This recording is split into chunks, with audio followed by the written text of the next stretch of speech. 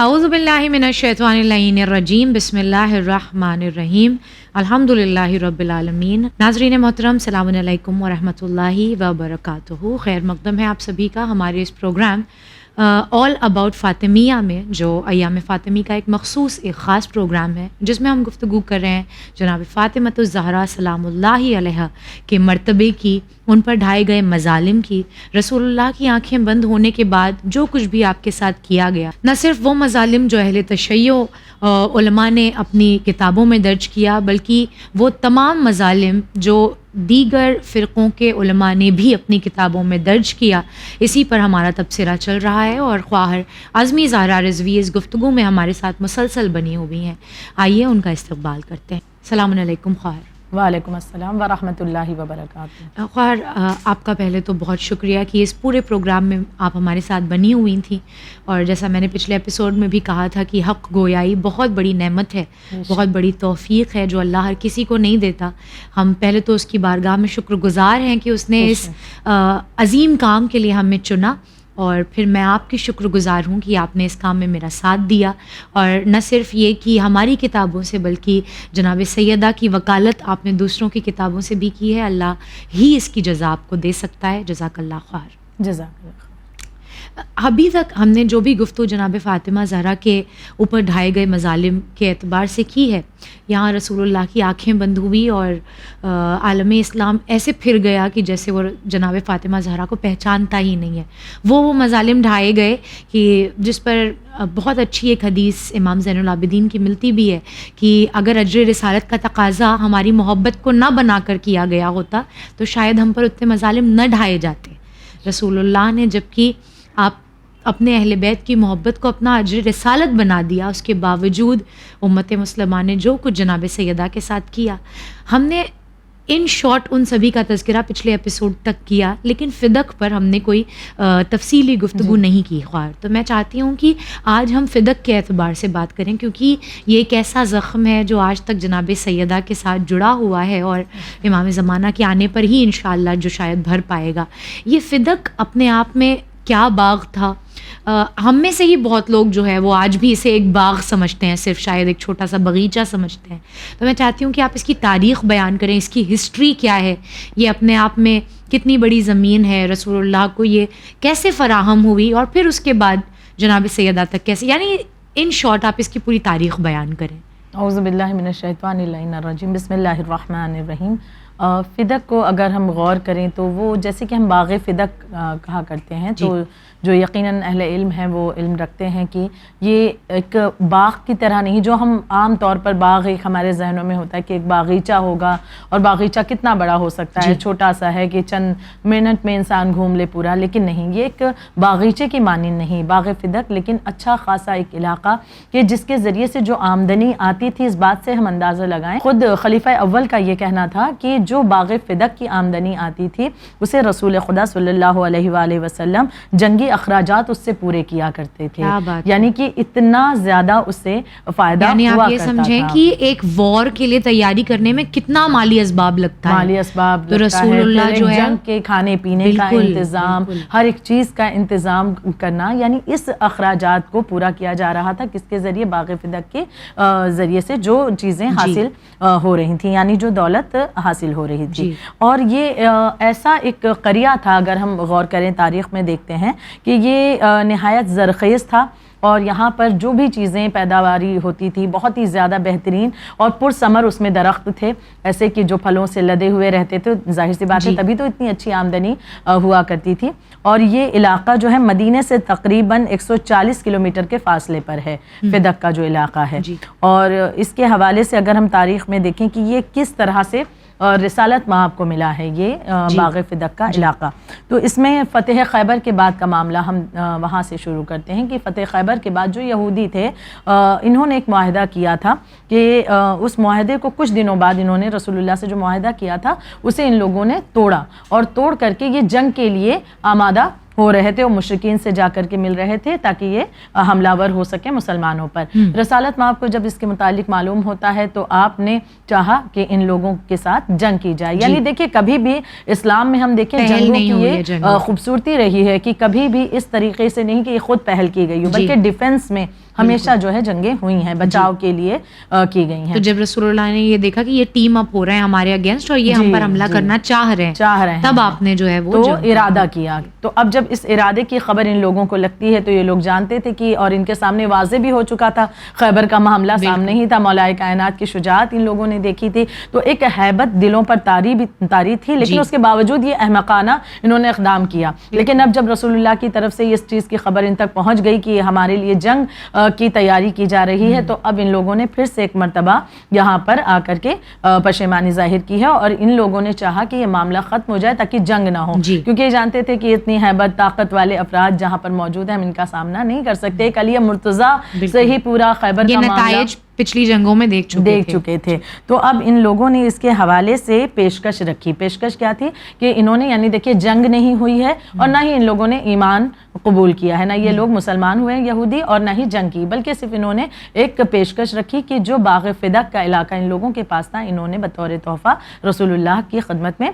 پیش کر دیا تھا اور رسول اللہ کو دے دیا. اب یہ چونکہ رسول اللہ کی خدمت میں پہنچ گیا تو اب ظاہر سی بات ہے یہ ملکیت رسول اللہ کی ہو گئی, کیونکہ یہ کسی جنگ کے نتیجے میں نہیں ملا تھا بلکہ ان لوگوں جسے مال غنیمت کہتے ہیں, ہاں, یہ ویسے نہیں ملا تھا, یقیناً یہ انہوں نے خود بغیر کسی جنگ کے رسول اللہ کو دے دیا تھا. تو اب ظاہر سی بات ہے جب رسول اللہ تک یہ چیزیں پہنچی تو اب رسول تک یہ پیشکش رکھی اس لیے کہ ہم آپ کو یہ تحفے میں دینا چاہتے ہیں اور جنگ وغیرہ ہم نہیں چاہتے ہیں. تو یہ معاملہ ٹلا اور باغ فدق اس طرح سے رسول اللہ کے پاس پہنچا ہے. اچھا, یہ ملکیت رسول اللہ کی ہوئی ہے. بالکل. تو اب یہ جب رسول اللہ کی ملکیت ہو گیا تو پھر یہ جناب سیدہ کی ملکیت کیسے ہوا؟ کیا رسول اللہ نے اسے باقاعدہ جناب فاطمہ زہرا کو فدیہ کیا, یا پھر جیسے ہمارے یہاں ہوتا ہے کہ والد کے گزرنے کے بعد اس کی میراث جو ہے وہ اولاد کی ہوتی ہے, اس طرح سے وہ جناب سیدہ کو ملا, یا پھر رسول اللہ نے اپنی حیات میں ہی آپ کو دے دیا تھا؟ جی, یہ بہت ضروری ہے جاننا ہمارے لیے, کیونکہ ظاہر سی بات ہے جہاں تک کہ رسول اللہ کو یہ چیزیں ملی ہیں, یہ باغ فدق ملا, یہاں تک کہ بات ابھی مسئلے والی نہیں ہے, لیکن مسئلہ کہاں سے آتا ہے کہ جب جناب زہرا کو یہ باغ فدق جو آپ کی ملکیت تھی, لیکن اب اس کی حقیقت بھی جاننا ضروری ہے. تو اس سے پہلے ہم یہ جاننے کی کوشش کرتے ہیں کہ جب کوئی ملکیت مسلمانوں تک پہنچی ہے تو اس کا طریقہ کیا رہا ہے. دین اسلام میں 3 طرح کی چیزیں ہوتی ہیں. ایک تو کوئی زمین اگر مسلمان کسی جنگ کے عوض میں حاصل کرتا ہے, یعنی کہ کوئی جنگ لڑی گئی دونوں طرف سے, اور پھر جو مسلمان جیت رہے ہیں تو ظاہر سی بات ہے جو زمین ہوئی اور جو ہارے ان کی زمین جیتنے والوں کو مل گئی, تو اسے مال غنیمت کہا جاتا ہے, جس پر جو ہے اختیار کسے ہے, جو ملکیت کس کی ہوگی, مسلمانوں کی ہوگی, جو جیتا ہے. یہاں پر یہ سمجھ لیں کہ مسلمان جیتے ہیں, وہ فتح یاب ہوئے ہیں, تو یہ زمین ان کی ہوگی. کیونکہ یہی بات آگے رکھی جاتی ہے کہ بھائی فدق جو ہے عام مسلمانوں کی ملکیت تھی, تو اس لیے یہاں بتانا یہ ضروری ہے کہ اولاً کہ اگر جنگ ہو کسی زمین کے لیے اور وہ زمین جیت لی جائے تب پھر وہ زمین جو ہے ملکیت مسلمانوں کی ہوتی. پھر دوسرا طریقہ کیا ہے کہ اگر کوئی علاقہ کسی زمین پر رہنے والے باشندے کسی غیر مذہب کے ہیں اور ان کے ساتھ میں کوئی جنگ ہوئی اور اس کے بعد وہ ایمان لے آتے ہیں, چونکہ وہ ایمان لے آئے ہیں اس لیے ان سے ان کی زمین نہیں چھینی جائے گی, انہی کا قبضہ اس پر رہے گا, یعنی وہ ملکیت انہی لوگوں کی رہے گی اگر وہ لوگ ایمان لے آتے ہیں. لیکن یہ تو ایمان لائے نہیں. جی, یہ ایمان نہیں لائے تھے. تو اب ہم دیکھیں یہ دونوں چیزوں سے ہٹ کر تیسرا معاملہ باغ فدق کے ٹائم پر ہوا. کیا ہوا کہ نہ ہی یہ جنگ کے ذریعے سے یہ زمین ملی ہے اور نہ ہی یہ زمین جو دیا ہے جن لوگوں نے, ان لوگوں نے ایمان نہیں کیا. یقیناً وہ یہودی کے یہودی ہی رہے ہیں. تو اب چونکہ یہ تیسرا معاملہ ہے تو اب یہ چیز سربراہ کو دی جا رہی ہے, لشکر اسلام کے سربراہ رسالت مآب حضرت محمد مصطفیٰ صلی اللہ علیہ وآلہ وسلم. تو جب ان کی خدمت میں پیش کی گئی تو چونکہ نہ یہ مال غنیمت ہے اور نہ ہی دوسرا ٹائپ ہے یہ ملکیت کا, تو لہٰذا یہ تیسری چیز کے حساب سے یہ رسول اللہ کی ملکیت قرار پائی, جس پر پورا اختیار رسول اللہ کا ہے اور یہ رسول اللہ کی ملکیت ہے. آپ کو پورا اختیار جسے چاہیں آپ یہ دے دیں. اب یہاں تک کہ معاملہ ہمارے ذہنوں میں رہے. اب یہ آگے بڑھتے ہیں کہ کس طرح رسول اللہ نے اس ملکیت کو جناب زہرا کو دیا. قرآن مجید میں پروردگار عالم نے خود حکم دیا ہے کہ اس ملکیت کو کسے دینا ہے. اب اس حوالے سے ہم دیکھیں کہ قرآن مجید میں سورہ بنی اسرائیل کی آیت نمبر 26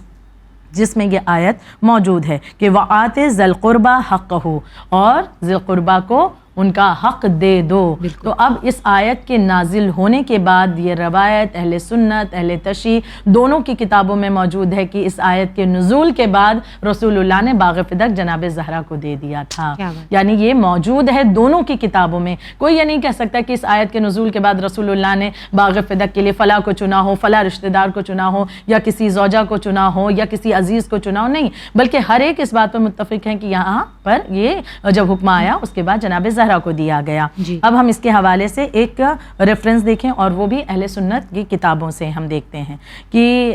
جو فدق کا معاملہ، اس حوالے سے اہل سنت کے منابع سے معروف صحابی ایک تھے ابو سعید خدری جن کا نام تھا، اور ان سے حدیث منقول ہے کہ جب یہ آیت نازل ہوئی کہ وَآتِ ذِی الْقُرْبَى حَقَّهُ، تو رسول اللہ نے فدق کا علاقہ فاطمۃ الزہرا سلام اللہ علیہا کو دے دیا۔ ریفرنس ہے میزان اعتدال جلد 2 صفحہ نمبر 288 288، اور دوسرا ریفرنس ہے کنز الامال جلد 2 صفحہ نمبر 158 158۔ لیکن پھر یہی باغ فدق کی جو دونوں کتابوں میں موجود ہے کہ آیت کے نزول کے بعد کسی اور کا چرچا نہیں، جناب زہرا کا ذکر ہے کہ انہیں یہ دیا گیا۔ تو جب ہونا یہ چاہیے کہ پروردگار عالم نے، خداوند عالم نے اپنے حکم سے جناب رسالت مآب کو حکم دے دیا کہ یہ آپ تحفہ، یہ آپ ہبہ کر دیں، جناب زہرا کو تحفہ دے دیں، اور جب جناب زہرا کو دے دیا گیا تو اب کسی کا حق نہیں بنتا تھا کہ وہ جناب فاطمہ زہرا سے یہ ہبہ کی ملکیت کہ جو خدا کے حکم سے، خدا کے رسول نے خدا کی خاص کنیز کو دیا ہے،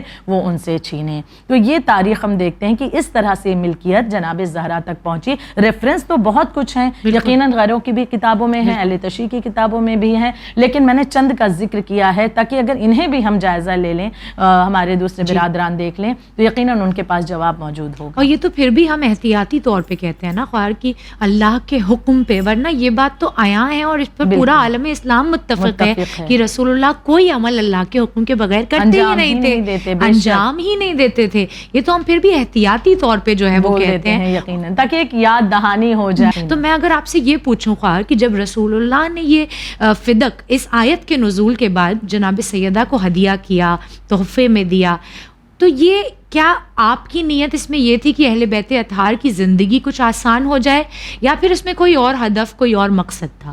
جو نبی کے ہمیشہ دوسروں کی فلاح کے لیے سوچتا رہا ہو، اور جس نے خود دنیا کی لذتوں کی مذمت کی ہو، اور ہمیشہ ان لذتوں سے اہل بیت کو بھی دور رکھنے کی تنبیہ کرتے رہے ہوں، اور یقیناً تنبیہ کرنے کی ضرورت ہی نہیں تھی، مگر ہمارے اور آپ کے پیغام کہ یہ پیغام عام انسان تک پہنچ جائے کہ اس چیز کی اگر مذمت کی جا رہی ہے تو یہ چیز کس طرح سے نقصان دہ ہو سکتی ہے۔ ورنہ اہل بیت تو معصوم ہستی ہیں کہ جن کے بارے میں ہم لمحہ بھر کے لیے بھی نہیں سوچ سکتے کہ ان سے کوئی اس طرح کی سرزد ہو جائیں۔ تو لہٰذا یہاں پر یہ معاملہ کہ اہل بیت کو کہ وہ آرام و آسائش میں رہیں، اس غرض سے نہیں، ہرگز نہیں، بلکہ معاملہ یہ تھا کہ رسالت مآب یہ چاہتے تھے کہ بعد رسول خدا، رسول اللہ کے بعد مولا کائنات کی حکومت جو ہے وہ ایک بہتر طریقے سے ایک پاورفل حکومت رہے۔ لیکن کس بنا پر؟ اس لیے کہ علی حاکم بن کر کے لوگوں پر قابض ہیں؟ نہیں، اس لیے کہ آپ کی حکومت کو ایک پاور ملے جس پاور کے ذریعے ضرورت مند، غریب اور جو بھی حاجت مند ہیں ان کی حاجت روائیاں ہوتی رہیں۔ تو اگر یہ فدق اہل بیت کے پاس رہے گا تو اس کا جو کچھ بھی اس کی آمدنی ہو رہی اس کے ذریعے سے ضرورت مندوں کو، جو بھی حقدار ہیں، جو ایسے حاجت مند ہیں، کرنے میں آسانی ہوگی، یقیناً ان کی پریشانیاں دور ہوں گی، ان کی تکلیفیں دور ہوں گی، ان کی حاجت روائیاں ہوتی رہیں گی، تو ان تمام کے لیے یہ معاملہ کیا گیا۔ تو لہٰذا اس غرض سے رسالت مآب نے یہ تحفہ، یہ ہبہ کیا جناب زہرا کو، اور کہ آگے چل کر کے اس طرح سے ایک عام رعایت تک کے یہ فائدہ پہنچایا جا سکے۔ پھر ہم دوسری طرف یہ بھی دیکھتے ہیں کہ مولا کائنات اور جناب فاطمۃ الزہرا سلام اللہ علیہا کہ جو ہمیشہ دنیا سے کنارہ کشی اختیار کرتے رہے، ان کی خود زندگی فاقوں میں بسر ہوتی رہی، کبھی کوئی آرام و آسائش کو انہوں نے ترجیح نہیں دی، پسند بھی نہیں کرتے تھے، لیکن پھر ہم دیکھتے ہیں کہ یہی دونوں شخصیتیں باغ فدق کے حوالے سے سوال کرتی ہوئی نظر آتی ہیں، جد و جہد کرتی ہوئی نظر آ رہی ہیں۔ وجہ کیا تھی؟ کیونکہ اس کے ذریعے سے حق لوگوں تک پہنچانا بھی تھا، اور ساتھ ساتھ ایسے لوگوں کے چہروں سے نقاب اٹھانا ضروری تھا کہ جو محبت رسول کا دعویٰ بہت کیا کرتے تھے کہ اگر محبت تھی تو یہ محبت کیسی تھی کہ بعد رسول اسی رسول کی بیٹی آ کر اگر کسی چیز کا مطالبہ کر لے تو آپ اس صدیقہ سے گواہیاں طلب کر رہے ہیں، جبکہ ہر ایک کو علم تھا کہ جناب زہرا سچی ہیں، وہ سچے باپ کی سچی بیٹی ہیں، لیکن ان سے بھی گواہی طلب کی گئی۔ یہاں پر مجھے ایک مثال یاد آ رہی ہے خواہر کی، شاید میں نے کہیں کسی کتاب میں پڑھا تھا، بہت پیاری سی مثال تھی کہ واقعاً یہ جو فدق کو جھٹلایا گیا کہ آپ گواہیاں لائیے اور گواہیاں پوری نہیں ہیں، یہ تو تمام ایک رچا گیا کھیل تھا، لیکن اس کے آڑ میں اصل کچھ اور مقصد تھا۔ لہٰذا ایک مثال جو ذکر کرنا چاہوں گی کہ ایک مرتبہ ایک عالم دین جو ہے بچوں کو دینی تعلیم دے رہے تھے، بچوں نے جو طالب علم تھے انہوں نے ایک سوال کیا فدق کے حوالے سے ہی کہ جب جناب فاطمۃ الزہرا سلام اللہ علیہا کے متعلق سبھی جانتے تھے کہ آپ صدیقہ ہیں، آپ طاہرہ ہیں، آپ سچی ہیں، لیکن اس کے باوجود بھی لوگوں نے فدق کا انکار کیوں کیا، کیوں گواہی طلب کی گئی اور یہ تمام معاملات کیے گئے؟ تو لہٰذا اب جب یہ سوال ہوا ہے تو اب عالم دین جو تھے انہوں نے، ٹیچر نے چاہا کہ اس بچے کو ایک آسان طریقے سے سمجھایا جائے، تو اب انہوں نے کہا کہ میں تمہارے سامنے ایک مثال پیش کر رہا ہوں کہ مثال کے طور پر ایک کلاس میں کئی بچے پڑھ رہے ہیں، استاد ایک دن آتا ہے اور بچوں سے کہتا ہے کہ میں نے تمہیں گنتی یاد کرائی تھی تو تمہیں گنتی 1 سے لے کر 100 تک کے سنانی ہے۔ ہر ایک بچے نے سنانا شروع کیا، ایک بچے نے نہیں سنایا۔ استاد نے پھر سے کہا کہ گنتی سنانا شروع کرو، میں نے یاد کرائی تھی 100 تک کے۔ ایک بچہ ایسا تھا جس نے گنتی نہیں سنائی، خاموش ہے۔ استاد نے بار بار کہا کہ تم کیوں چپ ہو، تم بھی گنتی سناؤ، وہ کچھ نہ بولا، ایک سے بھی اس نے شروعات نہ کی، نہ 1 2 3 کیوں کچھ سنا دیتا۔ بہرحال کلاس کا وقت ختم ہوا، سب وہاں سے چلے گئے۔ اب باقی کے طالب علم ایک مرتبہ اس بچے سے کہنے لگے کہ تم نے گنتی کیوں نہ سنائی؟ تو کہا کہ ٹیچر نے کہا تھا 1 سے 100 تک سنانا ہے۔ کہا کہ لیکن تمہیں کچھ تو یاد تھا، 10 20 تک 30 تک بھی سنا دیتے۔ کہا ہاں مجھے 50 تک تو یاد تھی۔ تو کہا پھر کیوں نہیں سنایا؟ کہا کہ اگر میں 50 تک سناتا تو استاد مجھ سے اور توقع کرتے کہ آگے کی گنتی سنائی جائے۔ اب یہاں پر عالم دین نے کہا کہ معاملہ کچھ اسی اعتبار سے سمجھو کہ جناب زہرا نے جب سوال فدق کا کیا ہے تو وہاں پر حاکم یہ سوچ رہا تھا کہ اگر آج میں نے انہیں فدق دے دیا اور صدیقہ اس بات کا میں نے جو ہے قرار لے لیا کہ یہ صدیقہ ہیں، بالکل، تو یہ کل ولایت کا سوال نہ کر دیں اور کہیں کل ولایت کے حوالے سے سوال ہو تو اس وقت مجھے ولایت کے حوالے سے اپنی اس حکومت کو بھی چھوڑنا نہ پڑ جائے۔ تو یہ تمام چیزیں ہم دیکھ رہے ہیں کہ تاریخ میں پائی جا رہی ہیں کہ جس کی وجہ سے یہ کوئی حادثات اور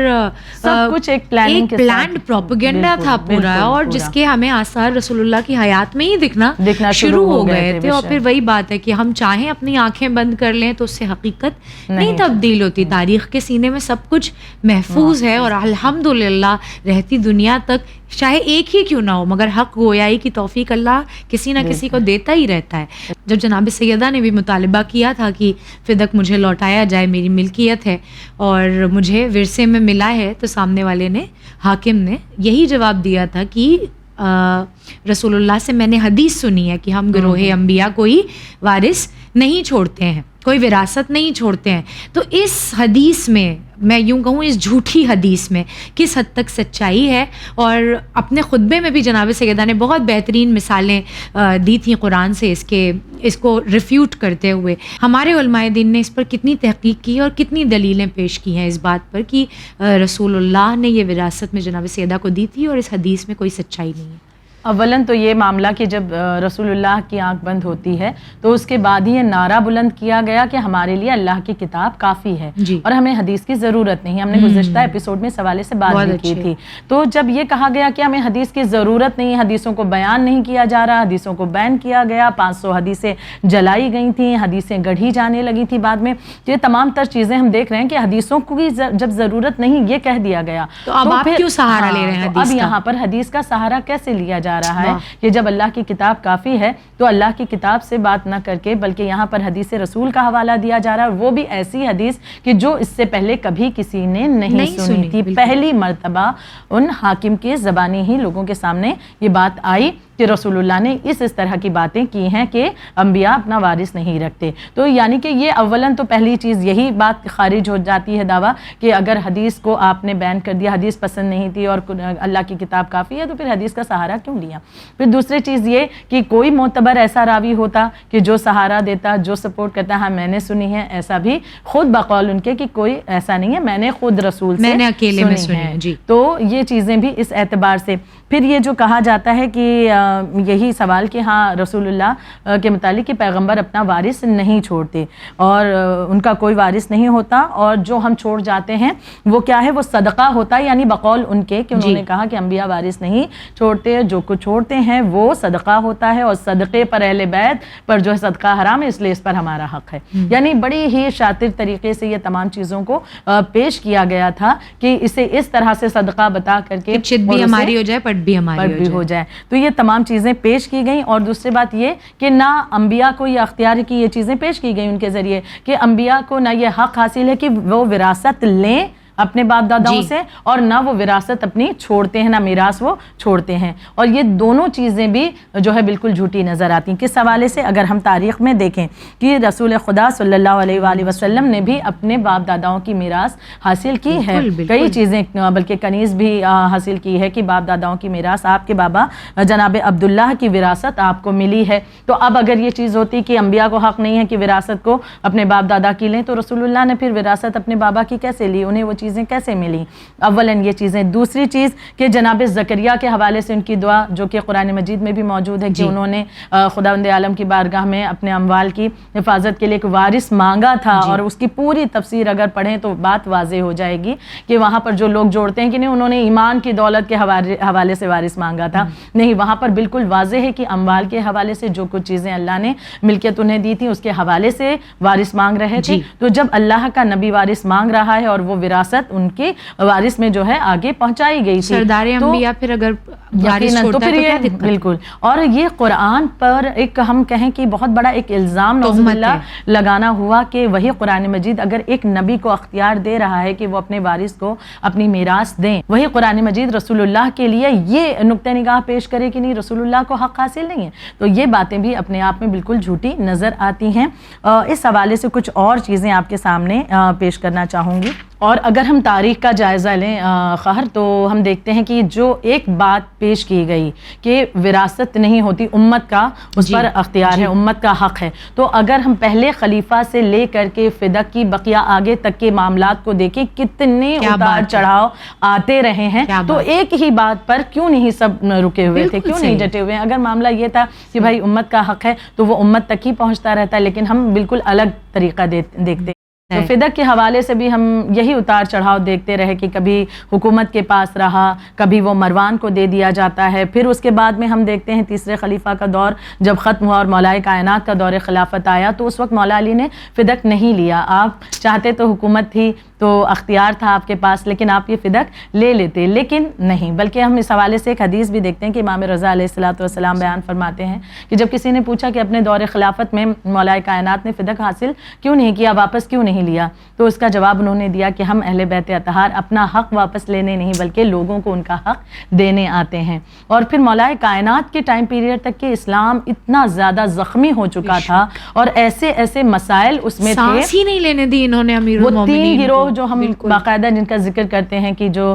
مولا کو اذیت دینے والے, وہ تینوں گروہ کے فساد اتنے زیادہ تھے کہ جنہیں دین اسلام سے دور کرنے کی کوشش مولا کائنات نے اپنے ٹائم پیریڈ میں بھرپور کی ہے. تو ہم پھر اس کے بعد دیکھتے ہیں کہ مولا کائنات کے بعد امام حسن کا ٹائم پیریڈ ہے, 6 مہینہ حکومت فقط آپ کی رہی, اور اس کے بعد صلح حسن وغیرہ ہو گئی, اور پھر جو حاکم شام بنا. اب دیکھیے یہ فدق کا معاملہ کس طرح سے پھر پلٹا ہے. کیا یہ اولاد فاطمہ کے پاس رہا فدق؟ نہیں, بلکہ یہی فدق اب حاکم شام نے 3 حصوں میں بانٹا تھا کہ مروان کے پاس رہنے دیا. ایک حصہ وہ فدق کا جو آمدنی کا تھا مروان کو, یعنی سوچے کتنی بڑی آمدنی آتی تھی. ایک حصہ اس نے اپنے بیٹے یزید کے لیے رکھا, ایک حصہ اس نے تیسرے خلیفہ کے بیٹے کے لیے رکھا, اور ایک حصہ اس نے مروان کے نام کیا تھا. تو یہ چیزیں ہم دیکھ رہے ہیں. پھر مروان نے اپنے بیٹے میں عبدالعزیز میں اسے جو ہے پاس آن کیا, اسے دیا ہے. تو اب یہ وراثت انبیاء کے لیے تو کہی جا رہی ہے کہ ان کی میراث نہیں ہے, اور یہاں پر امت کو کی صدقہ امت کے لیے ہے, تو امت کا کہیں رول ہی کہیں نظر نہیں آتا، بلکہ یہ تو حاکموں اور حکمرانوں کے درمیان ہی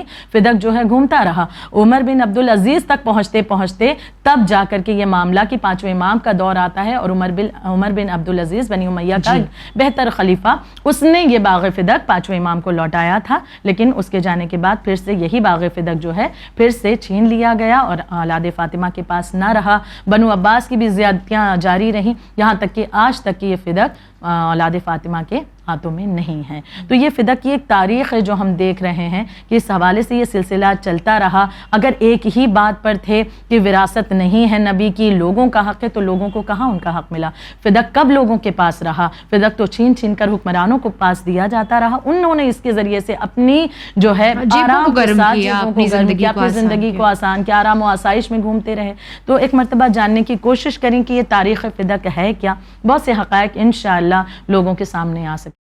اور آپ کا بہت بہت شکریہ. ہم نے چھوٹے میں ایک گفتگو کرنے کی کوشش کی، آپ نے بہترین ریفرنسز کے ساتھ تمام حق کو اچھے دلائل کے ساتھ واضح کیا. اللہ آپ کو اس کی بہترین جزا سے نوازے. جزاک اللہ خیر. ناظرین محترم، آل اباؤٹ فاطمیہ کا ہمارا یہ آخری ایپیسوڈ، جس میں ہم نے ایک مختصر سی گفتگو کرنے کی کوشش کی کہ جناب فاطمہ زہرا پر ڈھائے گئے مظالم، آپ کی عظمت اور بزرگی کے باوجود رسول اللہ کے بعد جو کچھ آپ پر ڈھایا گیا وہ نہ صرف ہماری کتابوں میں بلکہ عالم اسلام کی دیگر کتابوں میں بھی موجود ہے. دوبارہ حاضر خدمت ہوں گے پھر اور کوئی پروگرام لے کر. بنے رہیے چینل ون کے ساتھ. فی امان اللہ.